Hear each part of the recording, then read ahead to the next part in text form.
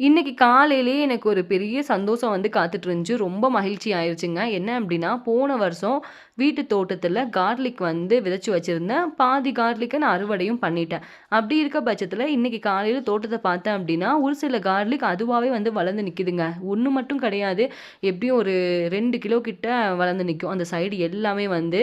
இது என்ன ஆச்சு அப்டின்னா, போன வருஷம் வீட்டு வேல பார்க்கையில கல்ல கொண்டு வந்து இந்த தோட்டத்தில வந்து கொட்டிட்டாங்க. அதனாலேயே நான் பாதி கார்லிக்க அப்படியே வந்து விட்டுட்டேன். இப்ப அதுதான் வந்து தன்னால மொளச்சு நிக்குது. Okay, this much enough for kitchen garden. This much is enough, more than enough for kitchen garden. That side also lot of garlic growing. I thought growing. Oh, so many. ராஜ்மாலாம் வந்து பசுமையா சாப்பிடையில அவ்ளோ ருசியா இருக்குங்க.